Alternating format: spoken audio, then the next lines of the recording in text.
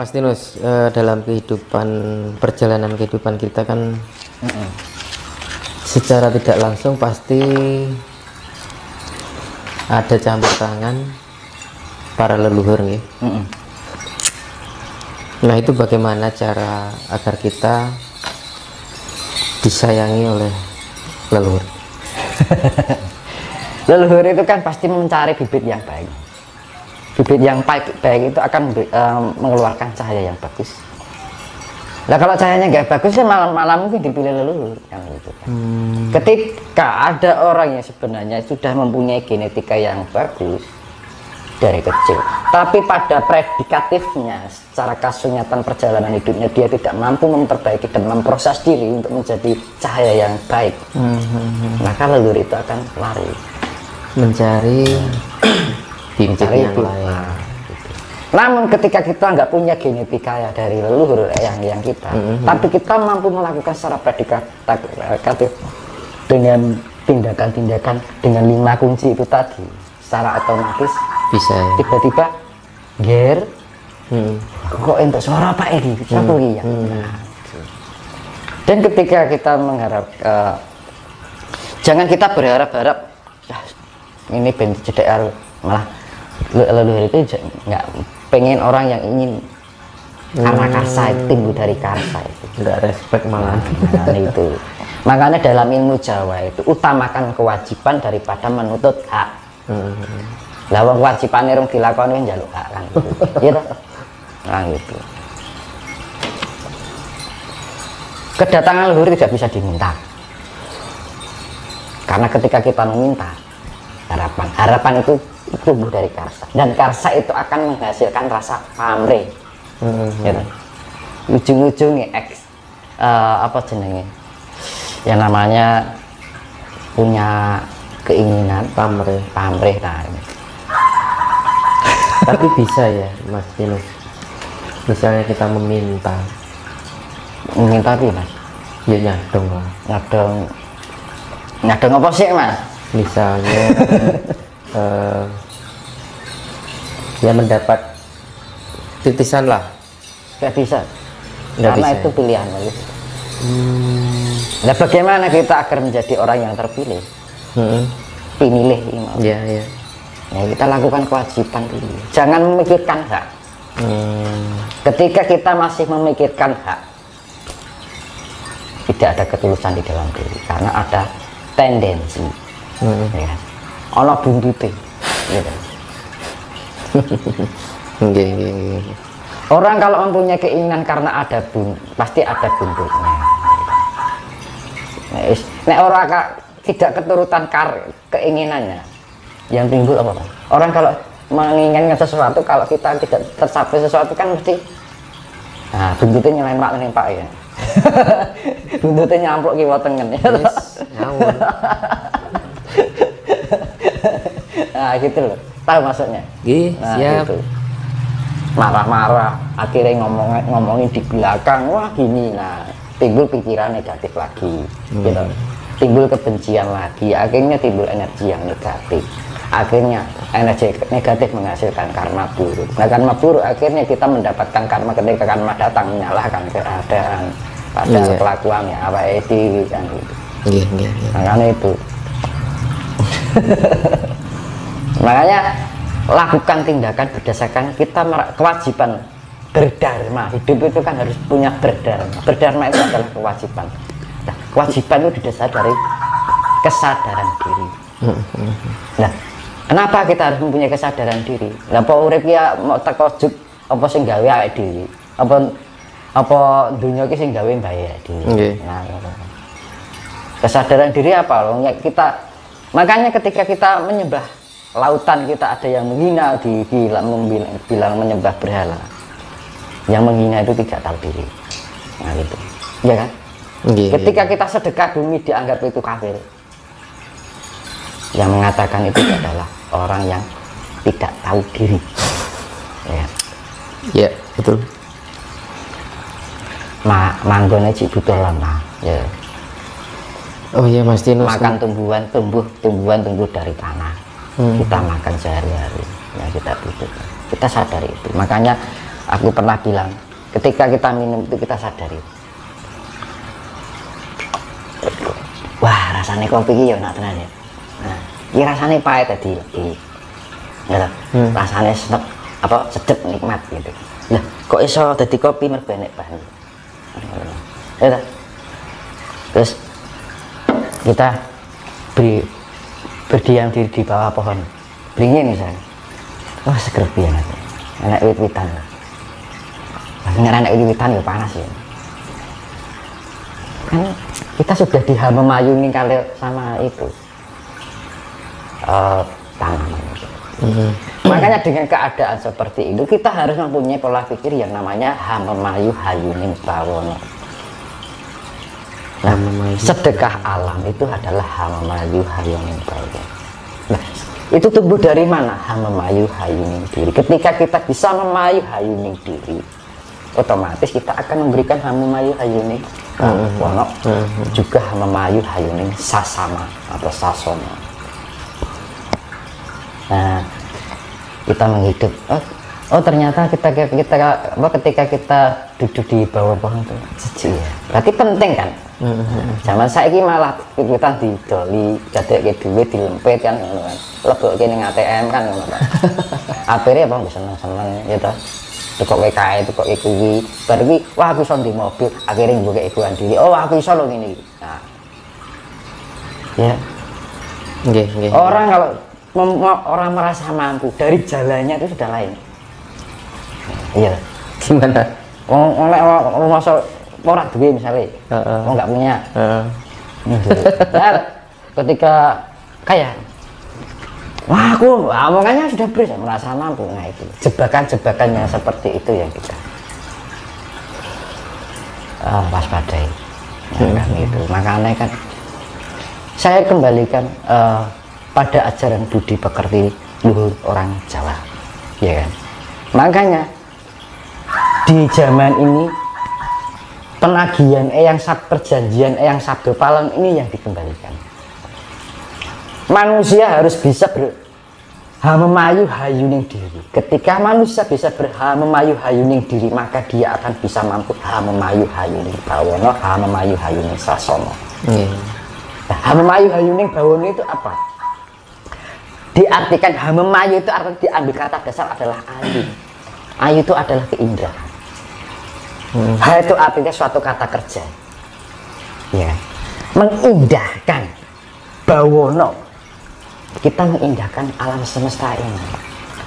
Hamemayu hayuning sasono, kita mengindahkan sesama kita. Dengan cara apa? Tepo sarira, ranganing sarira, bali niku to, Mas. Nggih. Untuk orang bersarira kan. Hamemayu hayuning diri, kita mempercantik diri kita. Tapi yang sekarang ya dicantikin ragawinya. Ketika kita mampu mempercantik jiwa kita, otomatis raga kita juga akan terawat. Tapi ketika orang mempercantik ragawinya, belum tentu jiwanya bagus karena wadah. Barang nek wadah ya apik, durung karuan sini apik. Nggih. Itu zaman sekarang kan ya makanya dibilang orang hanya memandang sebelah mata, itu kan zaman sekarang kan gitu. Si sawam mencoba nitok kan gitu kan. Makanya menilai keburukan dan ketidakburukan orang lain itu kan zaman sekarang hanya sebatas kulit gitu. Makanya ilmunya ilmu kulit juga. Makanya itu dikembalikan agar manusia semua di Nusantara ini biar memahami ilmu daging. Kan gitu. Wah ini daging semua kan. Nah, rasanya enak kan. Nah, makanya seperti itu. Nah, makanya ini saya kembalikan dengan perjanjian eyang sabdo palem dengan angka kunci 729 kalau disatukan menjadi angka 9. Itu adalah awal menuju suatu kejayaan. Karena kejayaan itu sifatnya ada dua, fisik dan non fisik. Ya kan? Pembersihan secara fisik, pembersihan secara jiwa. Ya. Kalau di dalam pewayangan itu disimbolkan senjatanya Antasena dengan Wisanggeni. Ya, ketika Wisanggeni dan Antasena sebelum Baratayuda dimulai, disuruh sama Sang Yang Menang dan diberikan satu senjata yang namanya Godo Impen. Ya kan? Untuk membunuh siapa? Batara Kala dan Batara Durga. Batara Kala dan Batara Durga itu adalah angkara murka. Nah, target utama dalam bencana korban ini yang menjadi pembersihan ini adalah angkara murka. Angkara itu keegoan, keemosional, keakuan. Angkara murka itu adalah kemurkaan itu sendiri, merasa tidak cukup dengan apa yang ada. Makanya wong Jawa ngajari wong urip iku kudu narima kan gitu kan. Akeh sithik gitu diterima. Nah, makanya kembali kenapa disimbolkan godho inten? Intan itu adalah logam paling keras, batu mutiara yang paling keras, ya kan. Dan ketika dilihat itu bening sekali, beningnya melebihi beningnya air malah, bahkan cahayanya bisa mengkilau, berkilau indah, keindahan. Nah, dengan kebeningan itu, kebeningan jiwa itu, orang akan mempunyai cahaya yang sangat indah sekali, dan bisa ketika mendapatkan cahaya, pancaran itu menjadi indah, pancawarna. Makanya kan belian itu warnanya pancawarna, macam-macam, putih tapi bisa menghasilkan cahaya apa aja. Magiku ini, ya kan? Kalau orang Jawa ngarani poncowarna, dalam arti aneka warna. Bahasa Indonesia.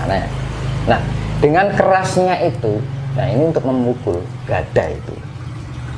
Makanya di dalam Antasena dan Wisanggeni itu gambarannya Isa Al-Masih membersihkan dengan jiwa itu, dengan cahaya kebeningan yang menghasilkan cahaya indah itu sendiri.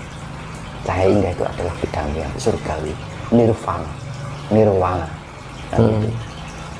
Ya kan? Antasena kebeningan ini. Nah, ini pemukul, ini simbol air yang keras. Nah, itu sifatnya fisik dan non fisik. Ya, pertama dibersihkan secara jiwa yang non fisiknya, yang si fisiknya adalah yaitu tadi. Antasena itu ibaratnya kalau Wisanggeni itu Isa Al-Masih dengan pembersihan cinta kasih, ilmu cinta kasih. Nah, sing Antasena itu yang disifatkan adalah Nabi Khidir, penguasa samudra. Lah Wisanggeni itu makanya Wisanggeni dibilang itu titisannya sang yang menang. Maka dibilang Isa Al-Masih, kalau orang Nasrani dibilang putra Allah. Wis padha wae to, Mas.